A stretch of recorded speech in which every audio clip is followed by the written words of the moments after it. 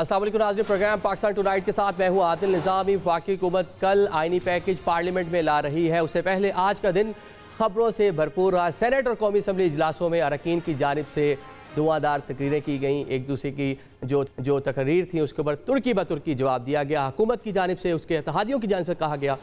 पहले मुलाजा कर लीजिए।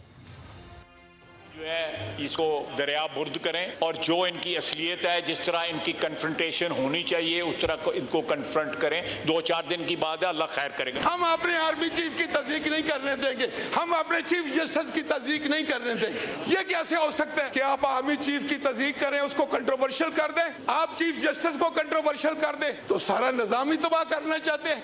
इससे बढ़कर पाकिस्तान के खिलाफ कौन सा साजिश हो। ये आपने मुलाजा किया जी, हुकूमत और उसके इत्तेहादी क्या फरमा रहे हैं, जबकि अपोजिशन सियासी जमातों का क्या कहना था, उन्होंने क्या जवाब दिया, इस पर क्या रिस्पॉन्स किया, मुलाजा कीजिए। एक स्टेप आगे जाते हैं, कोई ना कोई पीछे आ जाता है और ये 4 स्टेप बैक हम चले जाते हैं। इसी वजह से क्या हो जाएगा, ये ईमान नहीं चल पाएगा, ये कौम सफर हो जाएगी। कानून की इस किताब में एक तब्दीली आप ला रहे हैं, वो तब्दीली का जो बिल है आपने अपने अलायंस के साथ भी नहीं शेयर किया, आपने इन मेंबरान के साथ भी नहीं शेयर किया, आपने अपोजिशन के साथ शेयर नहीं किया। ये पार्लियामेंट का अहवाल आपने जाना। दूसरी जानिब हम देख रहे हैं पाकिस्तान तहरीक-ए-इंसाफ की मखसूस नशिस्तों के हवाले से आज सुप्रीम कोर्ट ऑफ पाकिस्तान ने अपने ही फैसले पर वजाहत भी जारी की है। सुप्रीम कोर्ट ने आज क्या कहा, वजाहत में 4 सफ़ात पर मुश्तमिल वजाहत थी, वो हम आपको बताते हैं। इलेक्शन कमीशन की वजाहत की दरख्वास्त अदालती फैसले पर अमल दरामद के रास्ते में रुकावट और ताख़ीरी हरबा है। सुप्रीम कोर्ट पाकिस्तान का कहना है वजाहत की दरख्वास्त दुरुस्त नहीं। इलेक्शन कमीशन ने खुद PTI को रजिस्टर्ड जमात और बैरिस्टर गौहर को पार्टी का चेयरमैन तस्लीम किया है। फैसले की रोशनी में पार्टी सर्टिफिकेट जमा कराने वाले PTI के कामयाब उम्मीदवार तस्वर होंगे। पाकिस्तान तहरीक-ए-इंसाफ को यह आज देखा है कि जो पहले रिलीफ मिला था अदालत से, उसी वाले से आज हमने देखा कि वजाहत जो है वो सामने आई। इलेक्शन कमीशन का PTI अरकान के सर्टिफिकेट तस्लीम ना करना सरासर गलत है। सुप्रीम कोर्ट पाकिस्तान के कहना है इलेक्शन कमीशन को इस इक़दाम के आइनी और कानूनी नताइज का सामना भी करना पड़ सकता है। सर्टिफिकेट जमा कराने वाले तमाम अरकान तहरीक-ए-इंसाफ के तस्वर होंगे। फैसले का इतलाक़ कौमी और सूबाई असम्बलियों पर भी होगा। आज सुप्रीम कोर्ट ऑफ पाकिस्तान ने अपने फैसले पर वजाहत जारी की है। आज के प्रोग्राम में इन इशूज़ पर बात करेंगे। हमें स्टूडियोज़ में ज्वाइन कर रहे हैं मुस्तफ़ा नवाज़ खोखर साहब, सीनियर सियासतदान हैं, जबकि दानियल अजीज़ साहब वीडियो लिंक पे हमारे साथ मौजूद हैं। और प्रोग्राम के अगले हिस्से में सेनेटर हुमायूं मोहम्मद भी हमें ज्वाइन करेंगे। खोखर साहब, हुकूमत कल बिल पेश कर रही है, साथ साथ जो हमने देखा काबीना का इजलास भी बुलाई, उससे कबल सुप्रीम कोर्ट पाकिस्तान की जानिब से इस तरह की वजाहत का आना, अब कल क्या होता आपको दिखाई दे रहा है? देखिए, पॉलिटिकल क्राइसिस तो इसमें कोई शक नहीं है कि मज़ीद गहरा होगा। कॉन्स्टिट्यूशनल अमेंडमेंट जो लेके आई जा रही है, बज़ाहिर उसके जो सेलियंट फीचर्स मुख्तलिफ ज़राए से जो सामने आ रहे हैं, उससे तो यही अंदाज़ा होता है कि जुडिशरी जो कि एक ऑब्स्टिकल हुकूमत उसको उस ऑब्स्टिकल के तौर पे देख रही है, उसके विंग्स को क्लिप करने जा रही है उस अमेंडमेंट के ज़रिए। और अभी तक हम ना वो ड्राफ्ट एलाइज के साथ शेयर किया है, ना मीडिया पर वो ड्राफ्ट आया है, ना अपोजिशन को उसका पता है। और अचानक ही लग रहा है कि वो कौमी असम्बली या सेनेट दोनों में से किसी एक हाउस में पेश किया जाएगा और फिर उसको जल्दबाजी में ही पास करा लिया उजलत में। ठीक है, अगर नंबर्स हुए, नंबर्स के ऊपर भी अभी काफ़ी शुबा है कि हुकूमत के पास पूरे नहीं है। और पूरे होने की जो सूरत है वो 2 ही हैं कि या तो मौलाना फजलुर रहमान साहब वो हुकूमत की हिमायत करें, या फिर हुकूमत ने शायद कुछ लोग तोड़ रखे हों तहरीक-ए-इंसाफ के अपोजिशन के बेंचेस से जो इस अमेंडमेंट को वोट करें। अब उसमें प्रॉब्लम यह है कि आज जो सुप्रीम कोर्ट का ऑर्डर आया है, वजाहती ऑर्डर आया है, तो उसके बाद मेरा नहीं ख्याल कि कोई जो मेम्बरान उन्होंने तोड़ भी अगर रखे थे तो उसका भी कोई फ़ायदा होगा। फ्लोर क्रॉसिंग हो जाएगी, क्योंकि फ्लोर क्रॉसिंग हो जाएगी। अब तो जितने लोग इलेक्ट हुए थे तहरीक-ए-इंसाफ के, वो सारे के सारे बेशक आज़ाद थे, सुन्नी इत्तेहाद काउंसिल में गए, लेकिन अब सारे के सारे इस वजाहती ऑर्डर के बाद वो सब तहरीक-ए-इंसाफ के गिने जाएंगे और 63A अप्लाई होगा। बिल्कुल। तो मेरा नहीं ख्याल कि अब हुकूमत के पास नंबर्स भी मौजूद हैं, लेकिन पॉलिटिकल क्राइसिस जिस तरीके से बढ़ रहा है उसमें नज़र नहीं आता कि हुकूमत जुडिशरी के साथ या अपोजिशन के साथ मामलात को टेम्परेचर कम करना चाहती है। नज़र यही आ रहा है कि टेम्परेचर को बढ़ाना चाहती है और इसके कॉन्सिक्वेंसेस हुकूमत के लिए और मुल्क के लिए ठीक नहीं। फ़ायदा क्या मिलेगा हुकूमत को? टेम्परेचर नीचे नहीं ला रहे, तसादुम की जाने बढ़ रहे हैं, तो हुकूमत को क्या मिलेगा इससे? हुकूमत को फ़ायदा तो सच कोई नहीं है। मुल्क नुकसान में है, हमारी इकॉनमी नुकसान में है। पॉलिटिकल क्राइसिस जितना बढ़ता जाएगा उसके हमें कॉन्सिक्वेंसेस इकॉनमी के ऊपर नज़र आते जाएंगे। लेकिन जो हुकूमत है वो बेचारी बेबस भी है काफ़ी हद तक, उसको जो इस्टेब्लिशमेंट की तरफ से कहा जाता है उसी तरह करते हैं। अब ये पार्लियामेंट के अंदर जो नकाबपोश लोग घुस गए, आप मुझे बताइए कि क्या जो इस वक्त जमात, अक्सरियती जमात जो हुकूमत में है, क्या नवाज शरीफ साहब का कोई बयान सामने आया? क्या शहबाज शरीफ साहब जो लीडर ऑफ द हाउस हैं, बिल्कुल, क्या उन्होंने कोई स्टेटमेंट दी? क्या उन्होंने कोई पोजीशन ली? मरीम नवाज साहबा भी खामोश हैं। तो जो हुकूमती ख़ानदान है वो तो सारे का सारा इस पर खामोश है कि जैसे कोई वाक़या हुआ ही नहीं, और उन्होंने आउटसोर्स कर दिया स्पीकर साहब के कि वो जाने और उनका काम जाने, और शायद उनको भी उस तरह की हेल्प स्पीकर साहब को नहीं मिल रही जिस तरह की मिलनी चाहिए थी।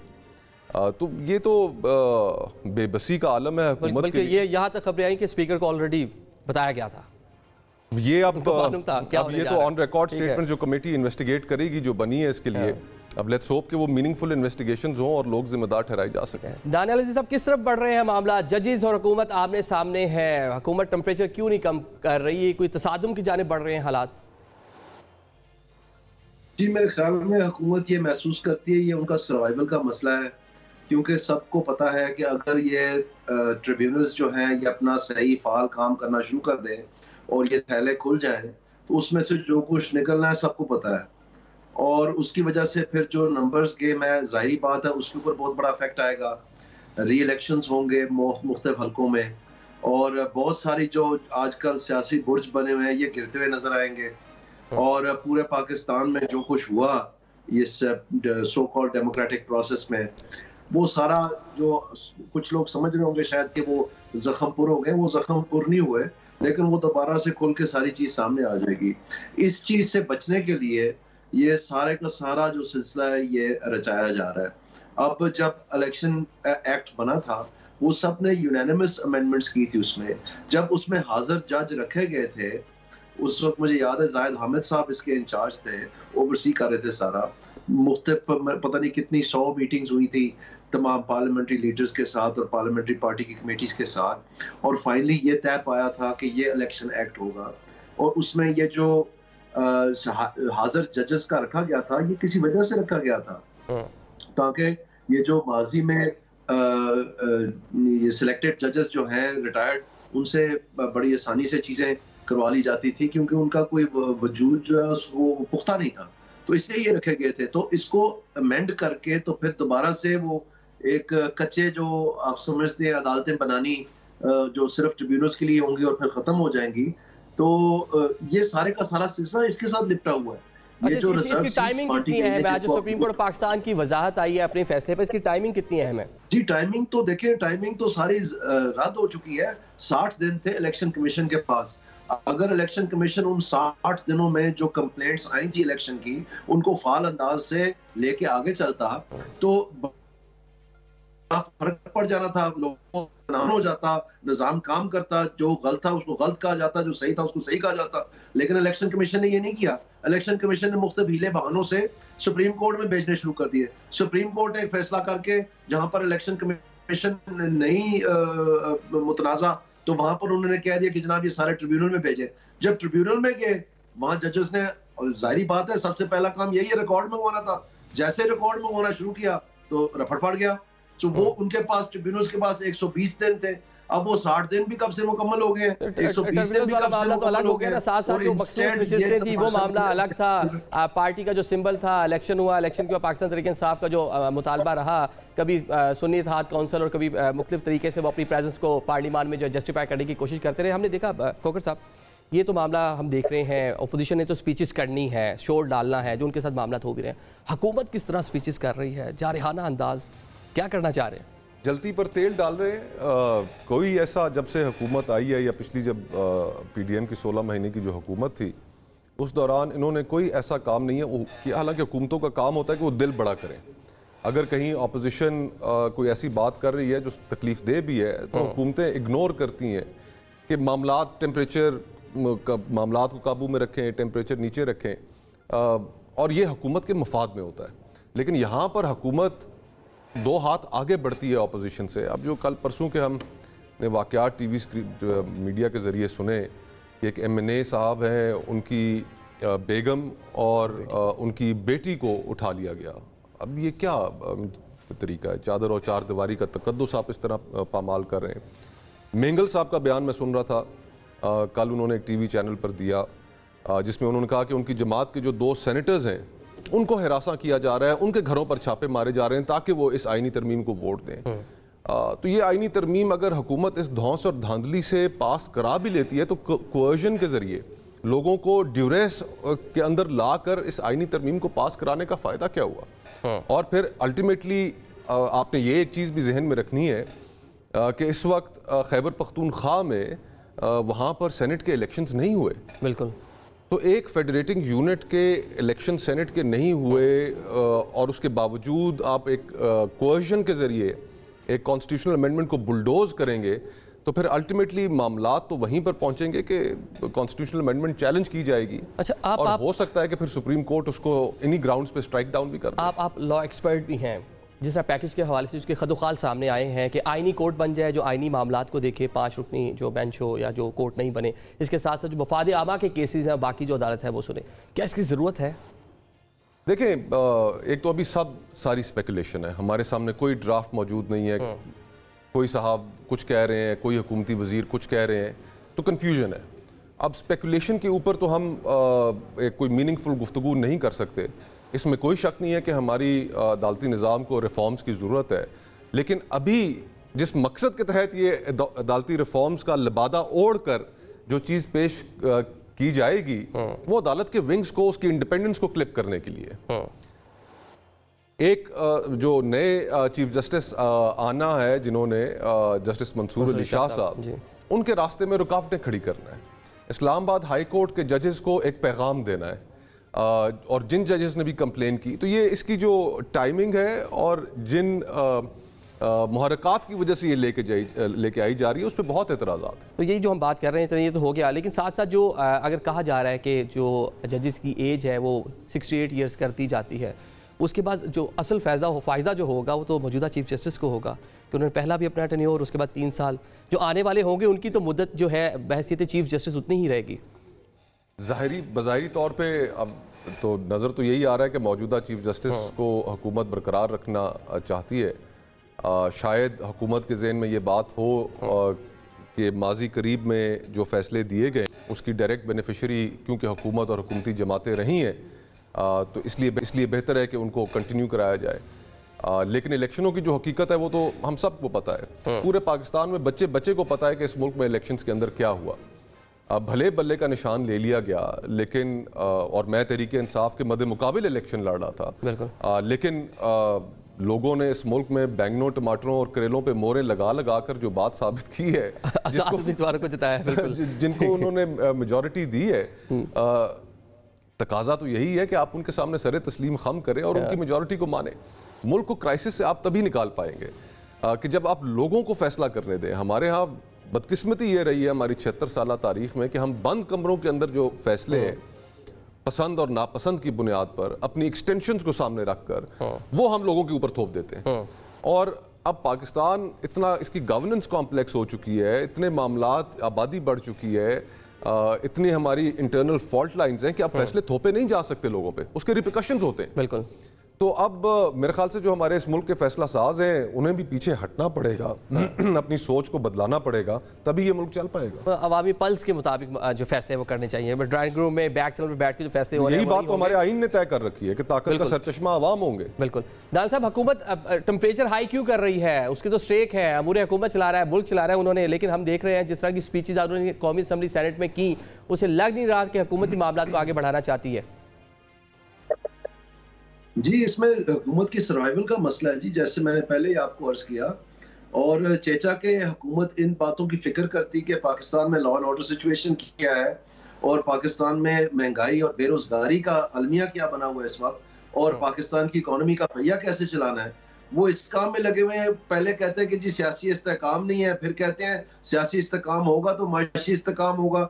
ये जो काम आजकल कर रहे हैं इसके लिए इस्तेकाम है इनके पास, इसके लिए सियासी इस्तेकाम मौजूद है कि पूरी जुडिशरी को आप टेक ऑन कर रहे हैं। पहले आपने इलेक्शन कमीशन का एक्ट सारा बदल दिया, और सब किस लिए कि आप कह रहे हैं कि जी ये आज आपको याद आ गया कि इतने लाख केसेस जो हैं वो पूरे नहीं हो पा रहे, तो ये टाइमिंग की क्या जरूरत थी?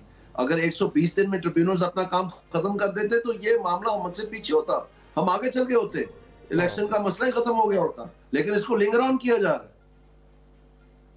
ठीक है, इसे लिंगर ऑन कर रहे हैं। ये बताया इलेक्शन कमीशन के पास क्या ऑप्शन है? आज की जो वजाहत आई है उसके बाद बाज़ाहिर ये लग रहा है सुप्रीम कोर्ट पाकिस्तान यही डायरेक्शन दी है कि जो फैसला पहले आया उस पर अमल करें, इस मामले को मजीद तवालत का शिकार ना करें। क्या बंद गली में चला गया इलेक्शन कमीशन? वो अब हुकूमत की जानिब बात मानेगा कि जो फैसला आया उस पर अमल करेगा? नहीं, बंद गली में कोई नहीं किया, इन्होंने आधा फैसला तो इम्प्लीमेंट कर दिया था। तो इसका मतलब है इनके पास चॉइस कोई नहीं है, ये भी फैसला इनको इम्प्लीमेंट ही करना पड़ेगा, जैसे उन्होंने इसी फैसले का पहला हिस्सा जो है इम्प्लीमेंट कर दिया था। लेकिन बहानेबाजी यही है, अब चलेगी, ये फर्क पड़ गया। ठीक है, मतलब ये जो पूरा मामला है, जो बहानेबाजी की जा रही है, इसको रोकने की कोशिश की जाएगी। ठीक हो गया। खोखर साहब, ये जो इलेक्शन कमीशन है, जिस तरह बता रहे हैं कि आधे पे तो फैसला उन्होंने अमल कर लिया था, आधा बाकी रह गया, 41 रह गए जिनके जरिए आगे उस लेजिस्लेशन मामला को आगे चलाना है। तो अब इस पे इलेक्शन कमीशन क्या ऑप्शन है? किधर खड़ा होगा इलेक्शन कमीशन? कोई ऑप्शन नहीं है बजाय इसके कि उस फैसले पर मनो अमल करें। उनको ये दरख्वास्त लेकर सुप्रीम कोर्ट जाना भी नहीं चाहिए था, सुप्रीम कोर्ट से ये वजाहत तलब भी नहीं करनी चाहिए थी। और आज सुप्रीम कोर्ट ने अपने वजाहती ऑर्डर के अंदर जो इलेक्शन कमीशन के बारे में कुछ लाइंस लिख दी हैं, अगर आप उनको देखें तो यही अंदाज़ा होता है कि सुप्रीम कोर्ट सख्त बरहम थी।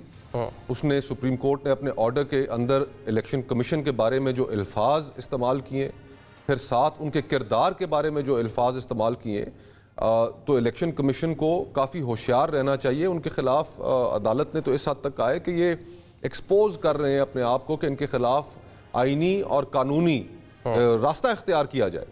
तो इलेक्शन कमीशन इस वक्त नहायत मुश्किल सूरत हाल में है। जो उन्होंने बिडिंग की है, इलेक्शंस के अंदर रिगिंग की है इन जमातों के लिए, जो कंटिन्यूसली वो करते आ रहे हैं, तो इसके कॉन्सिक्वेंसेज होंगे उनके लिए।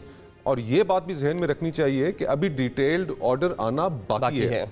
और अपने पहले शॉर्ट ऑर्डर के अंदर सुप्रीम कोर्ट ने इन इलेक्शंस के बारे में कहा था कि ये बड़े पिक्यूलियर सर्कमस्टांसेस के अंदर ये इलेक्शंस हुए।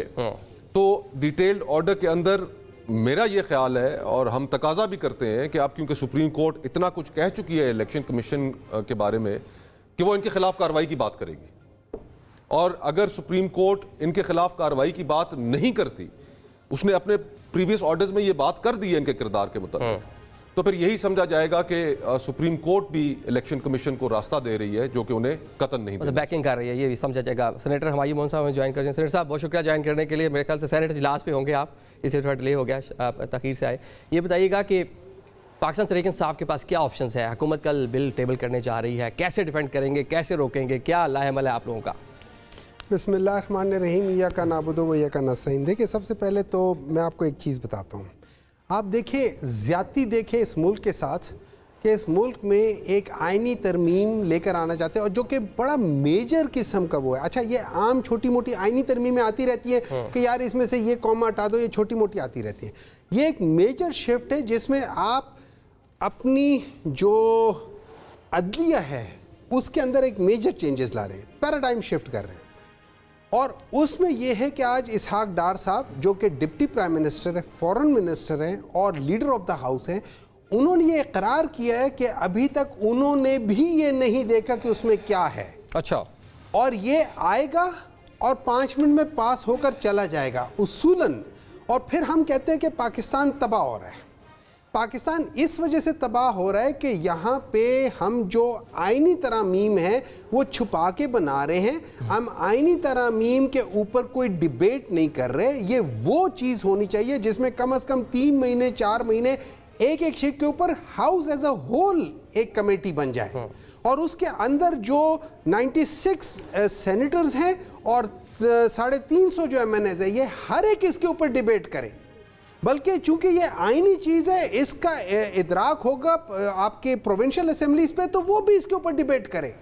कोई एक शख्स हो सकता है 1000 पार्लियामेंटेरियन में से जो इसके अंदर कोई चीज़ बेहतर कर सके, तभी तो हम लोगों के मसले इतने बड़े बड़े हैं। ये सबसे बेसिक मसला है जो हमारा माइंड सेट है। इसमें सर साहब, ये आपको इस बिल से मसला है, जजेस की उसको लाने का जो तरीकाकार है उससे मसला है, कि जो जजेस की मुद्दत मुलाजमत बढ़ाई जा रही है उससे मसला है? दो चीज़ें हैं, हमें नीयत और अमल दोनों से मसला है। ना इनकी नीयत अच्छी है ये बिल लाने में, ना इनका अमल अच्छा है ये बिल लाने। ये बिल जनाब हुकूमत ने कोई साबका पुरानी आपके दौरे हुकूमत की फाइलें खोली तो पता चला आपके दौरे हुकूमत में कुछ इसी नौयत का बिल जो है वो तैयार किया गया था ना। मान लेते आप ले आते, आप आज से 2-3 महीने पहले ले आते, उस पर डिबेट हो जाती, उसके ऊपर चीजें हो जाती। जजिस की उम्र जो है वो बढ़ जाए उससे मसला नहीं है, 68 साल हो जाए इशू नहीं है। मुझे एक बात बताएं, 2 चीजें मैं बता देता हूँ। एक वो कहते हैं उम्र, मुझे बताएं उम्र बढ़ाने से कौन सी इस्लाह होगी, कौन सी जुडिशियल इस्लाह होती है उम्र बढ़ाने से? कोई तो आपका जो बिल था आर्टिकल 179 में तरमीम के जरिए मुद्दत मुलाजमत जो है 65 से 68 साल की जाए। सैयद फ़खर इमाम साहब, अमजद खान नियाजी साहब जो शेर अफगन नियाजी साहब के साहबजादे हैं, वो जनाब ये प्राइवेट मेंबर बिल था। मलाइका बुखारी साहबा उन्होंने भी इसको बिल्कुल मुखालफत नहीं की, स्पीकर ने इसको रोक लिया। तो आपका भी प्लान तो इसी नौयत का था। उस टाइम चीफ जस्टिस खोसा साहब थे, रुक गया ना। मकसद क्या था उस टाइम लाने का? देखिए ना, अगर फर्ज करे कोई भी मकसद हो ना, रुक गया, नहीं हुआ, बात खत्म हो गई। एक चीज तो गलत थी, लेकिन देखिए चले, अगर नियत कहते हैं, अमल तो ठीक था, अमल में वो रुक गया। देखिए आपके उसूलन ये होना चाहिए, नियत और अमल दोनों ठीक होनी चाहिए, ठीक है, तो तब आप बेहतर जाओगे। अगर आपकी नियत ठीक नहीं है आप बेहतर नहीं जाओगे, आपका अमल ठीक नहीं है आप बेहतर नहीं जाओगे। नंबर 2, इसके अंदर एक और चीज है, इसके अंदर एक और चीज है, एक और शिक है इसके अंदर एक और शिक है जिसपे मुझे एज अ पार्लियामेंटेरियन मुझे एक है, वो ये है कि आप कहते हैं कि जैसे कि आप 4 या 5 जजेस के नाम दे दें और उनमें से हम एक चुन लेंगे। अच्छा होता क्या है, फर्ज करें हम 3 हैं, खोकर साहब जो है ये मेरिट पे सबसे बेहतरीन जज है, ठीक है, और मैं और आप है, और मैं गवर्नमेंट को कहता हूँ यार मुझे कर दो, मैं तुम्हारे काम कर दूंगा। गवर्नमेंट कहती है ठीक है इन 3 के नाम भेजो, कर लें, मैं उन ऑब्लाइज हो जाऊंगा। अगर आपने इंडिपेंडेंट रखना है जुडिशरी को और चीफ जस्टिस को इंडिपेंडेंट रखना है, बगैर किसी के इंटरफेरेंस के, किसी की ऑब्लिगेशन ना उनके ऊपर हो, तो आप ये काम मत करें। आपने जितने फिल्टर लगाने, एक और अदारे में भी तैनाती इसी तरह होती है, वो भी गलत है, इंडिपेंडेंट रखना था कि जो सीनियर मोस्ट है बन जाए, वो भी गलत है, वो भी गलत है, मैं बता रहा हूँ। और अच्छा। मैं एक सच बात बताता हूँ, मैंने वो ऑलरेडी मैंने वो लेकर आया बनाया हुआ है, लेकिन मैं किसी वजह से मैं डाला नहीं था, मैं इस वक्त वो स्टिर नहीं करना चाहता था, लेकिन वो है मेरे पास, आपके प्लान में है, मेरे पास पड़ा हुआ है। अच्छा, अमेंडमेंट तो ये है, कब फ्लोर ऑफ द हाउस आएगी? ये मैं पिछले साल लाना चाह रहा था, लेकिन वो उसके बाद वो फटों की वजह से मैं फिर नहीं ला सका। तो क्या है उसमें, जरा उसके कदोकाल बताएं। सिचुएशन बहुत सीनियर मोस्ट जो है उसको बनाना चाहिए, मैं ये समझता हूँ। देखिए उसमें एक चीज आ जाती है बाद दफा के सीनियर मोस्ट में थोड़ा सा बात हो जाता है कि मेरे लिहाज से अगर आप इंडिपेंडेंट करो, सीनियर मोस्ट कर लो तो सबसे बेहतरीन है। अच्छा, सबसे, पाकिस्तान जैसे मुल्क में हमें आप अमेरिका की मिसाल मत दो कि वहाँ पे प्रेसिडेंट इलेक्ट करता है, हमें आप इंग्लैंड की मिसाल मत दो कि वहाँ पे प्राइम मिनिस्टर इलेक्ट करता है, हमें पाकिस्तान की मिसाल दो जहाँ पे हर जगह पे 2 नंबरी होती है, जहाँ पे 3 मार्शल लॉ लग चुके हैं। ये हमें मिसाल मत दो पाकिस्तान में, let's be according to the Pakistan. यहाँ पे क्या मसला है उसको, मतलब यहाँ की जो ग्राउंड रियलिटीज है उसके मुताबिक ही कानून साजी होनी चाहिए। चलिए अभी एक ब्रेक ले लेते हैं, ब्रेक के बाद मज़ीद बात करते हैं, बयान पढ़ते हैं।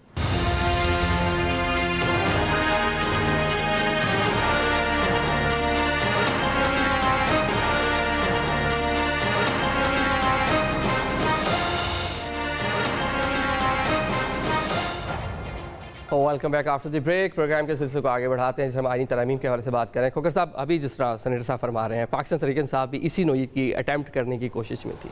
उस टाइम इनकी नीयत ठीक थी, अब इनकी नीयत ख़राब है। कहते हैं नीयतों का हाल तो अल्लाह जानता है। इन हमारे दोस्तों भाइयों के साथ प्रॉब्लम ये है जी कि आज जिन्हीं चीज़ों पर ये शोर मचाते हैं, सीख पाए, हर काम इन्होंने खुद पहले किया हुआ है। अगर अपोजिशन के खिलाफ इंतकामी कार्रवाइयाँ हों तो बुनियाद 1990 की दिहाई में जो पड़ी थी, जो फिर जमातों ने मिलकर ख़त्म की, इन्होंने दोबारा शुरू की। लोगों के ऊपर हेरोइन तक डाली गई, रात को अस्पतालों से ख़वातीन को उठाकर वापस जेलों में भेजा गया। फिर हर कानून साजी इन्होंने तैयार करके रखी हुई थी, मौका इन्हें मिला नहीं। अब ये जिस कानून साजी की बात की जा रही है, उस वक्त खोसा साहब को एक्सटेंशन देना चाहते थे, आसिफ सईद खोसा साहब को। जी हाँ, ठीक है। और दीगर जमातों से रब्ता भी किया गया, लेकिन उस वक्त बाकी जो जमातें थीं वो राज़ी नहीं हुई और फिर ये आइडिया ड्रॉप कर दिया गया। तोसी क्यों देना चाहते थे उनको, खोसा साहब को? मेरे ख्याल से तोसी इनका भी शायद उतना फैसला नहीं था जितना फैसला बड़े घर का था। उस वक्त मेरा ख्याल है एक क्विड प्रो को की एनवायरनमेंट शायद बनाई गई थी जनरल बाजवा में और उस वक्त के चीफ जस्टिस खोसा साहब में। और जब जनरल बाजवा अपनी लेने में कामयाब हो गए और खोसा साहब को नहीं मिली तो उन्होंने उनकी एक्सटेंशन गुस्से में आकर उसको उठा लिया। तो हमारे यहाँ अब ये देखिए, ये एक्सटेंशंस ने एक साइकिल ऑफ इंस्टेबिलिटी क्रिएट कर दिया है हमारे पॉलिटिकल प्रोसेस में, चाहे वो फौज के अंदर हो या चाहे वो जुडिशरी के अंदर हो। होना तो ये चाहिए असूलन कि जो शख्स भी, जिसने भी अपॉइंटिंग अथॉरिटी है, वो अपना फैसला इंसाफ के ऊपर करे कि जो शख्स सीनियर है उसी को चीफ आर्मी स्टाफ बनना चाहिए। लेकिन अगर कोई ऐसी उसके अंदर कोई चीज़ है कि दे कंपेलिंग रीजंस कि to go beyond the seniority principle, तो फिर उस सूरत में जाना चाहिए। लेकिन हमारे यहाँ क्योंकि किसी चीज़ में इंसाफ, डिस्क्रिशनरी पावर का जब भी इस्तेमाल होता है तो वो पावर ठीक तरीके से कभी इस्तेमाल नहीं की जाती। सियासतदानों की ख्वाहिश यही होती है मेरा जज मेरा जर्नैल। बिल्कुल, और उसके नतीजे में हमेशा प्रॉब्लम मेरा साफी भी ऐड कर लें, मेरा साफी भी ऐड कर लें। तो ये रवैये सियासत के लिए ख़तरनाक है। हमने ये जो cycles of mini cycles of instability create कर दिए हैं, ये पूरे मुल्क को लेके बैठ जाते हैं। अब जो बिल सेनेटर साहब ने भी तैयार कर रखे हैं, असूलन तो ये होना चाहिए कि ये एक्सटेंशन का सिलसिला बिल्कुल ही ख़त्म होना चाहिए। बल्कि ये एक तोसी है, पार्लियामेंट 5 साल के लिए आती है, चले पार्लियामेंट पूरी कर रही है मुद्दत अपनी। वज़ीर आज़म जो 5 साल के लिए जिसको वोट दिया जाता है उसी जमात की हुकूमत रहेगी, लेकिन प्राइम मिनिस्टर आज तक इस मुल्क में 5 साल पूरे नहीं कर पाया। ये हमारी बदकिस्मती है कि क्या में पाकिस्तान से लेकर अब तक कोई वज़ीर आज़म अपनी मुद्दत पूरी यहाँ पर नहीं कर पाया, और वक्त से पहले उसको हुकूमत से निकाल दिया जाता है और वो एक विक्टिम कार्ड लेकर लोगों के पास जाता है। हमारी सियासत के अंदर जो बहुत बड़ी डिस्टॉर्शन है कि लोगों से या जो हुक्मरान वापस अवाम में जाते हैं वो अपनी कारकर्दगी की बुनियाद पे नहीं जाते, वो इस ज्यादती की बुनियाद पे जाते हैं जो एस्टैब्लिशमेंट उनके साथ करते हैं। मुझे क्यों निकाला? उनकी कारकर्दगी पीछे रह जाती है। ठीक है, आज कोई सवाल नहीं कर रहा कि इमरान खान साहब उनके दौरे हुकूमत में उन्होंने 1 करोड़ नौकरी, 50 लाख घर का वादा किया था, करप्शन को खत्म करने की बात की थी। आज वो टॉपिक्स ही नहीं है कॉन्वर्सेशन में। बल्कि बीच में कुछ और भी ऐड कर लें, $2 अरब जो बाहर से लाने थे, कर्जे उतारने थे, IMF से कर्जा नहीं लेना था, आज उन पर गुफ्तगू ही नहीं है। ठीक है, बिलाशुबा आज वो इस मुल्क के पॉपुलर लीडर है, लेकिन आज गुफ्तगू सिर्फ उसका पैमाना जो है वो ये है कि आपके साथ ज्यादती हुई, आपको निकाला गया, आपको फिर पॉलिटिकल विक्टिमाइजेशन का सामना करना पड़ा। तो ये चीज़ें हमारे मुल्क में। ठीक है, दारा साहब अभी इकॉनमी की बात की है, परफॉर्मेंस की बात की है, मईशत के हवाले से क्या समझते हैं? मामलात पाकिस्तान के कुछ बेहतर हो जाएंगे? जो इंडिकेटर्स आ रहे हैं, IMF के साथ जो प्रोग्राम है वो लग ही रहा है कि बाजार के मिल जाएंगे $7 अरब। बिल्कुल जी, ये जो मुख्तलिफ पीसेस ऑफ द पजल है, ये IMF वाला सेटल हो गया है। किस कीमत पे हुआ है ये शायद आपको मालूम नहीं है, लेकिन पाकिस्तान में सबसे कर्जा जो कमर्शियल है पाकिस्तान की तारीख में वो लिया गया है इस काम को निभाने के लिए, क्योंकि कोई भी दोस्त मुल्क जो है पाकिस्तान को मजीद पैसे देने के लिए तैयार नहीं था। और इसके साथ साथ मतलब अब हमारे यहाँ कामयाबी ये है कि कौन सा हुक्मरान महंगा कर्जा लेता है, कौन सा सस्ता कर्जा लेता है, ये हमारे अब कामयाबी का जो है मेयार रह गया है। जो इम्पोर्टेंट बात है वो ये है कि तमाम चीजें जो कि होनी थी वो सब वहीं की वहीं खड़ी है। पावर सेक्टर का क्राइसिस बिल्कुल वहीं खड़ा है, इस साल और चोरी बढ़नी है।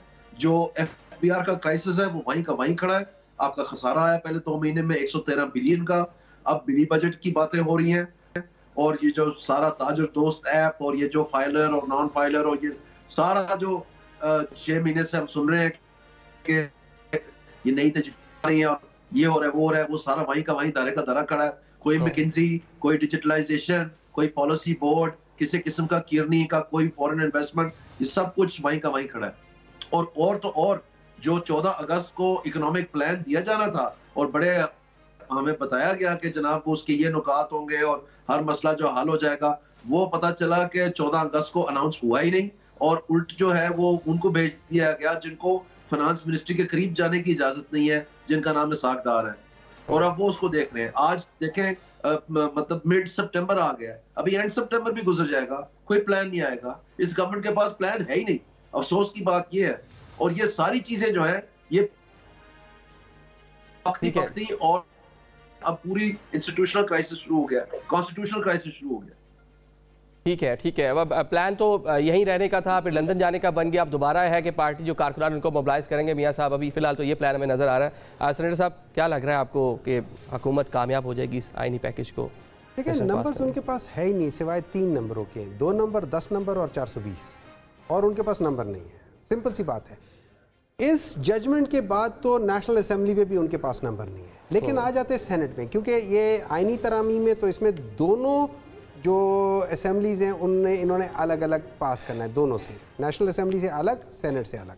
सेनेट में अगर जो अख्तर मैंगल साहब की जमात है उनके जो हैं और पाकिस्तान तहरीक इंसाफ के खाली यही हो जाते हैं तो इनके नंबर पूरे नहीं होते हैं। अब मौलाना फजल रहमान साहब बड़े मतलब वो कैलकुलेटेड मूव करते हैं। देखना आखिरी टाइम तक उन्होंने वेट किया, सुन ले। वो वेट करते कल रात प्राइम मिनिस्टर को मिले, राजी नहीं हुए, उन्होंने कहा आज बताएंगे, आज वजाहत आ गई सुप्रीम कोर्ट से, ठीक है ना, उन्हें वो हो गए। अब उसके अलावा अगर फर्ज करें किसी वजह से वो जाते हैं और उनका ये नंबर जो सिर्फ मैंगल पार्टी और पाकिस्तान तहरीक इंसाफ के साथ ही पूरे नहीं होते तो फिर वहाँ पे क्योंकि चेयरमैन वोट नहीं डाल सकता तो नंबर पूरे नहीं होते, चेयरमैन सेनेट जी, हाँ चेयरमैन सेनेट नहीं रहा। तो अब अगर नंबर पूरे नहीं होते और वो उनके साथ जाके भी नंबर पूरे ना हो तो उनके लिए बहुत बड़ी शर्मिंदगी हो जाएगी। तो इस वजह से वो लोग, और ऑन टॉप ऑफ दैट उन्होंने पहले ही कहा था कि मैं इसमें ऑलरेडी उन्होंने कहा हुआ अपनी पार्टी को कि हम इसमें हुकूमत के साथ नहीं होंगे। उन्होंने ऑलरेडी वो एक लेटर भी आपने भी देखा, मैंने भी देखा कि जिसमें उन लोगों ने कहा हुआ है कि कोई बगैर पार्टी के उसमें। आज मैंने सुना है कि आज 4:15 बजे उन्होंने पार्टी को डायरेक्शन दिए कि आप लोग हुकूमत के साथ नहीं वो करोगे, आप लोग मतलब जो ऑपोजिशन है उनके साथ रहोगे। 4:15 बजे डायरेक्शन दी है, 5 साढ़े 5 पे फैसला आ गया। मैंने सुना कैसे देख रहे हैं मौलाना की सियासत, इनके साथ भी राजी नहीं हुए, हुकूमत के साथ इंगेज हुए, खबरें आ रही थी जिस तरह उन्होंने बयान भी दिए फ्लोर ऑफ द हाउस पे कि कवानीन के हवाले से लेजिस्लेशन हम साथ दे सकते हैं, और अब देखें कि एंड टाइम पे आके डिसाइड नहीं कर पाए मौलाना। देखिए मेरा ये ख्याल है कि एक तो तहरीक इंसाफ की बड़ी नाकामी है कि मौलाना को ये कायल करके अपने साथ अलायंस में शामिल नहीं कर सके। मौलाना अपनी सियासत अपने जोर बाजू पर करना चाहते हैं और उन्हें इस बात का बखूबी अंदाज़ा है कि खैबर पख्तूनख्वा में और बलूचिस्तान में जहाँ से वो जो उनका वोट बैंक है वहाँ पर उन्हें सीरियस मुश्किलात का सामना है।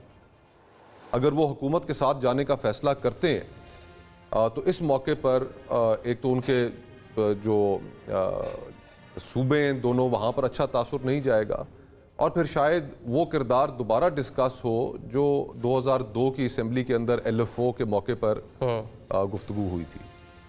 लोग इस वक्त पाकिस्तान में बड़ी वाज़िया सियासत मांगते हैं। लोगों की डिमांड ये है कि आप ये फैसला करके हमें बताएं कि आप सियासी लाइन के किस जानिब खड़े।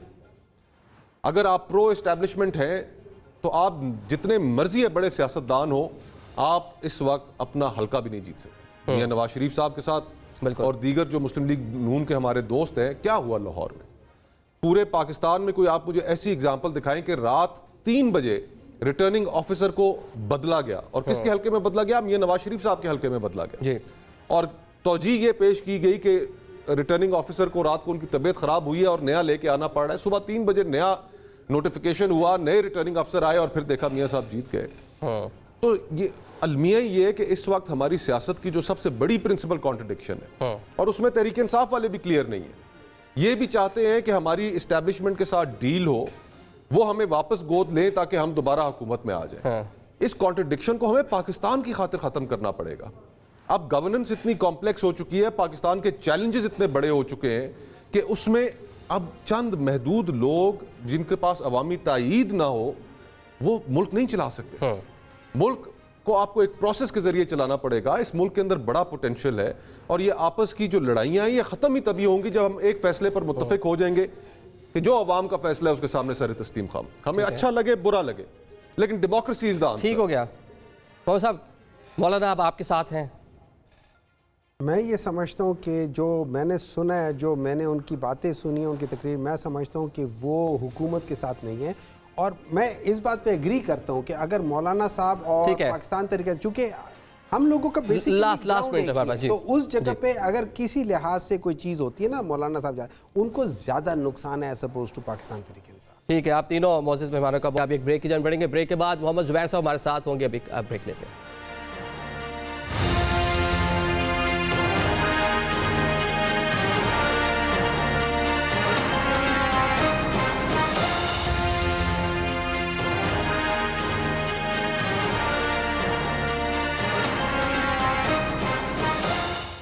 और welcome back after the break. Program के सिलसिले को आगे बढ़ाते हैं। हमारे साथ मौजूद हैं साबिक गवर्नर सिंध मोहम्मद जुबैर साहब। जुबैर साहब बहुत शुक्रिया ज्वाइन करने के लिए। मुल्क की सियासत डेफिनेटली आप मॉनिटर कर रहे होंगे, क्या लग रहा है हुकूमत आईनी तरामीम के हवाले से जो प्लान रखती है कामयाब हो जाएगी? अब ये कामयाबी का हमें अभी तक अंदाज़ा तो नहीं है, क्योंकि ज़ाहिर है नंबर्स थोड़े से मुश्किल हो रहे हैं।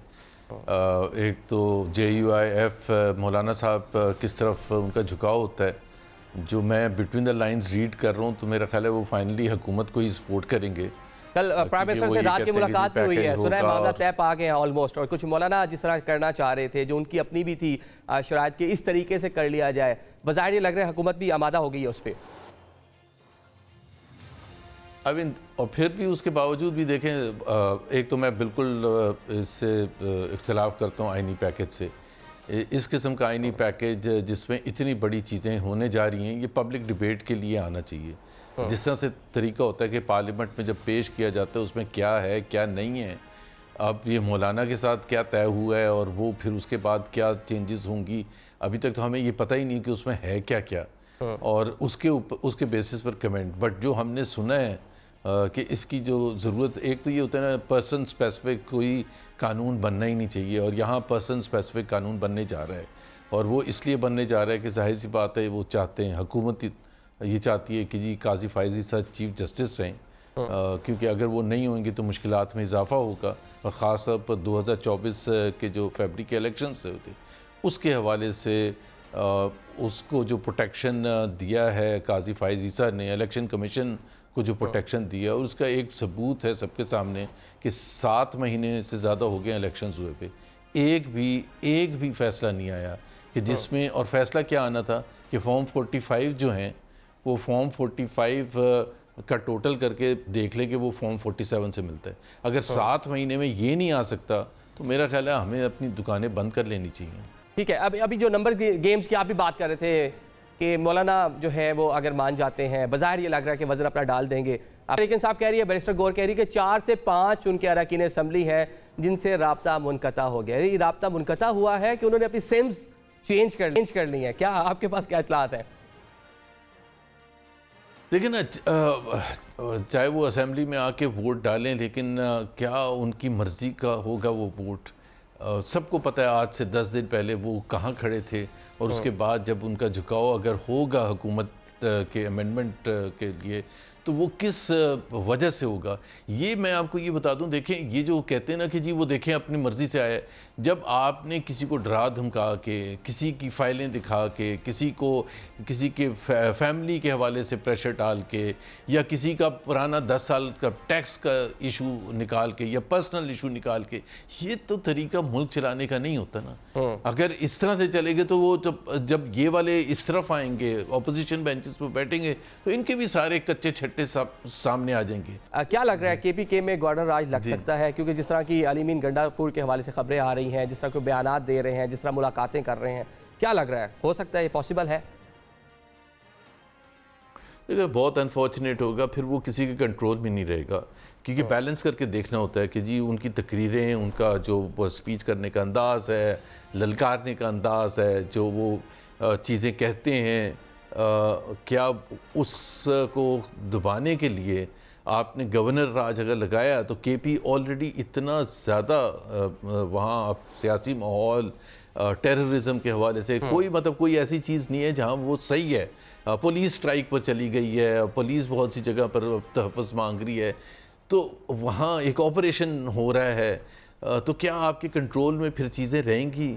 ये क्वेश्चन है, सबसे बड़ा क्वेश्चन ये है। पाकिस्तान में फिर गवर्नर राज पंजाब में लगा था, आपको पता याद होगा 2008 में या 2009 में, जब PMLN की हुकूमत थी और पीपल्स पार्टी जी, तो गवर्नर थे वहाँ सलमान तासीर मरहूम, तो गवर्नर राज लगा था, लेकिन वो बैकफायर कर गया था, क्योंकि जाहिर सी बात है जब आपके पास पब्लिक एक तरफ हो बिल्कुल, और आप दूसरी चीज़ का, पंजाब का तो वो एग्जांपल है भी गलत, क्योंकि जो KP में इस वक्त सिचुएशन है विदाउट रिगार्ड टू PTI लेकिन पंजाब में तो जेन्युइन जो एक पॉलिटिकल मामला हमें नजर आ रहा था, जजेस बहाली की तहरीक थी और पूरा नून लीग तक एक अलग से मौके पे खड़ी थी, और उस टाइम जो हुकूमत थी पाकिस्तान पीपल्स पार्टी उसका अलग मौकफ था। यहाँ पे ये मामला भी हैं, लेकिन लॉ एंड ऑर्डर जिसकी तरफ अभी आप भी इशारा कर रहे थे वो एक बड़ा मसला है। मौलाना भी कह रहे हैं कि गवर्नर राज अगर वहाँ की सूबे की आप लॉ एंड ऑर्डर की सूरत हाल देखकर लगाएं तो कुछ उसको जस्टिफाई कर रहे हैं, लेकिन साथ साथ ये भी कह रहे हैं कि क्या जो मौजूदा गवर्नर हैं कुंडी साहब, उनमें भी इतनी कैपेबिलिटी है कि वो बहैसियत गवर्नर भी मामला को रन कर सकें?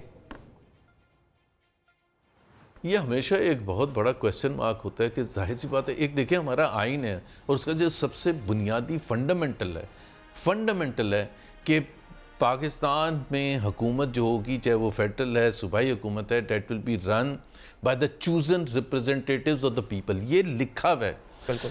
अब हमने एक उसमें सिर्फ एक्सेप्शन वो पैदा किया है कि जब केयर टेकर सेटअप होगा, और वो होगा लिमिटेड 2 महीने या 3 महीने।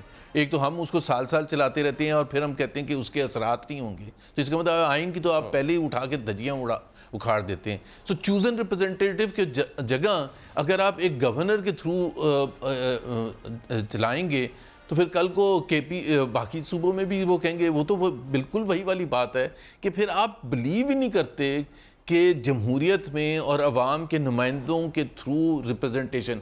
इस वक्त कोई भी पाकिस्तान में शख्स ये नहीं कह सकता कि केपी के अवाम किस तरफ खड़े हैं। अगर आप उनको नहीं रन करने देंगे तो फिर क्या होगा, आपका क्या मसाइल सॉल्व हो जाएंगे। मैं कुंडी साहब के बारे में नहीं कह रहा, वो बहुत कैपेबल भी हो सकते हैं, बहुत इंतज़ामी अमूर में और सब में, और एक अच्छे आदमी हैं। I mean there is nothing wrong with the person, but can the country be run, can the provinces be run like that? No. Punjab में 3 महीने के लिए जाहिर है 90 दिन में इलेक्शन कराने थे, आपने साल के बाद इलेक्शन करवाया। तो अगर आप समझ रहे हैं कि उससे फेडरेशन की को अफेक्ट नहीं होगा, या केपी में 90 दिन में इलेक्शन होने थे असेंबली टूटने के बाद, वो नहीं करवाए गए। बाई इलेक्शंस होने थे जब अप्रैल 2022 में, जब पीटीआई के 100 से ज़्यादा अरकान ने रिज़ाइन कर दिया था। अब वो किस तरह से करना था, साइन यहाँ करना था, नहीं करना था लेकिन 100 से ज़्यादा सीटें खाली रहीं 16 महीने तक। तो फेडरेशन में इस तरह से तो नहीं चल सकते मामलात। चले अब ये भी बता दें कि आप इकॉनमी के मामलात को बड़े अच्छे से समझते हैं। IMF के साथ मामलात ऑलमोस्ट तय पा चुके हैं, 37 माह का प्रोग्राम है, इससे क्या पाकिस्तानियों को कोई रिलीफ मिलता आपको नजर आ रहा है? 25 सितंबर को बोर्ड की मीटिंग है, क्योंकि जो उनकी शराइत थी, बहुत सी शराइत थी जो थी वो हमने बजट में पूरी कर दी थी। बाकी बहुत सी चीज़ें थी जो फ़ैसले किए गए महंगाई के हवाले से, बिजली के नर्ख बढ़ाने के, गैस के नर्ख बढ़ाने के हवाले से और दूसरे मामलात के हवाले से, वो पाकिस्तान की हुकूमत ने वो पूरे किए। लेकिन एक बहुत बड़ा जो मसला था कि पाकिस्तान को तकरीबन $26 बिलियन पे करने हैं अपने फ़ॉरेन कर्ज़ों में इस फाइनेंशियल ईयर में। उसमें से अगर वो जो हमारे दोस्त ममालिक हैं जिन्होंने हमारे पास पैसे रखवाए हुए हैं, अगर वो रोल ओवर कमिट करते हैं तो वो 12-14 बिलियन डॉलर कम हो जाते हैं हमारे ऊपर प्रेशर।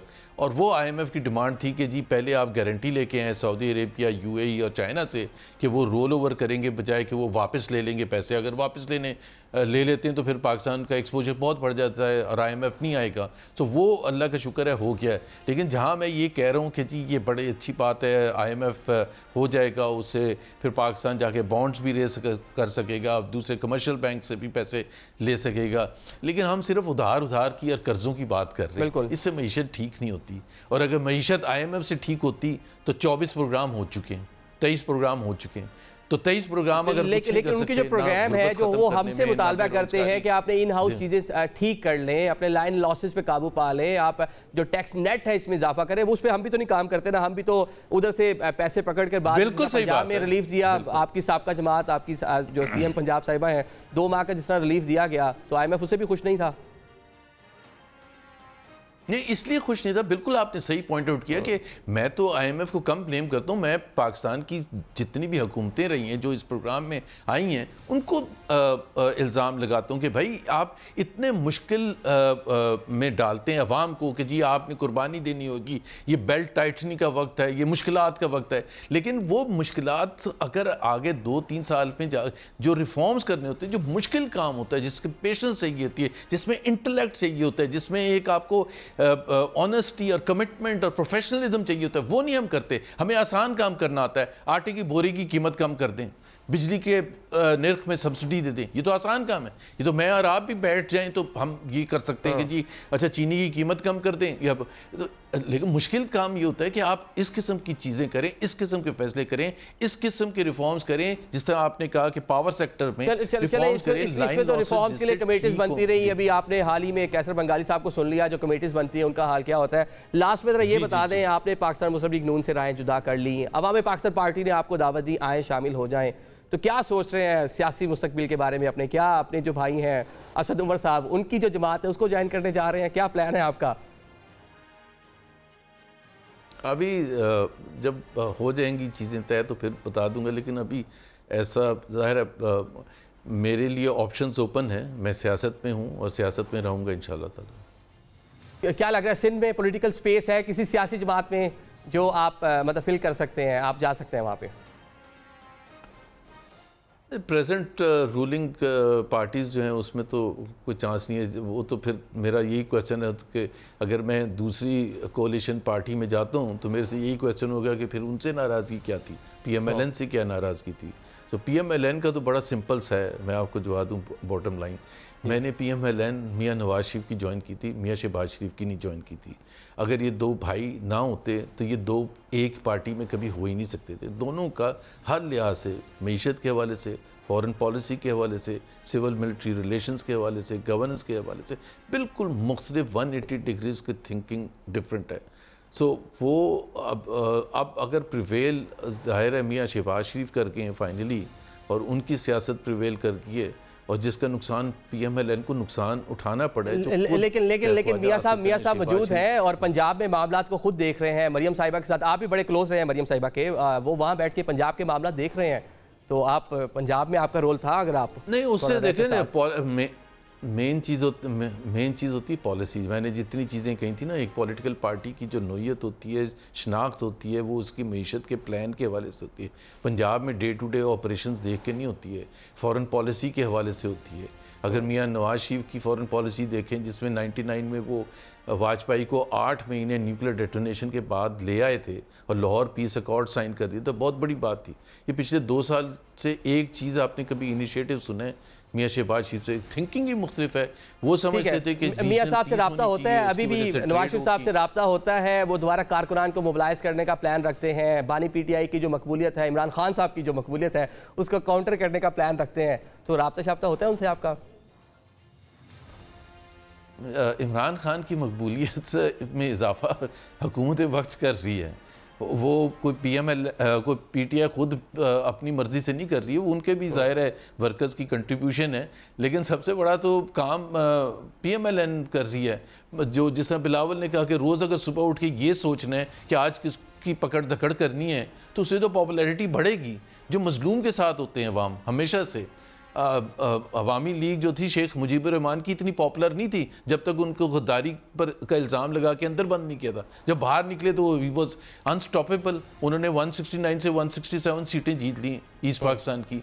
सो ये भुट्टो साहब जो थे, उनको आपने दीवार से लगाया, उनको टांग दिया ये सोच के कि जी भुट्टो का नाम ख़त्म हो जाएगा। 50 साल के बाद उनकी जो पार्टी है, और इतनी बड़ी पार्टी है और सिंध में जेन्युइन सबसे बड़ी पार्टी है, वो उन्हीं के नाम से चल रही है। तो पॉलिटिकल लीडर्स को आप जब दीवार से लगाते हैं और पकड़ धकड़ और मुश्किलात पैदा करते हैं तो उससे पॉपुलैरिटी बढ़ती है। जब औरतों के साथ आप ज्यादती करते हैं, जुल्म करते हैं, आपका केस है May 9 का, आप लेके जाएं, प्रोसिक्यूशन करें और उनको सजाएं दिलवाएं। लेकिन अगर आप May 9 को सिर्फ पॉलिटिक्स के लिए यूज करेंगे, उससे पॉपुलैरिटी बढ़ेगी, कम नहीं होगी। और PTI का एक तो जवाब भी आ गया। PTI ने कहा कि अगर May 9 के बारे में इन्वेस्टिगेशन करनी है और पता करना है कि जी उसके पीछे कौन थे, कौन वो प्लान कर रहा था, तो 8 फरवरी किसने प्लान किया था? 8 फरवरी को क्यों अवाम के साथ धोखा हुआ?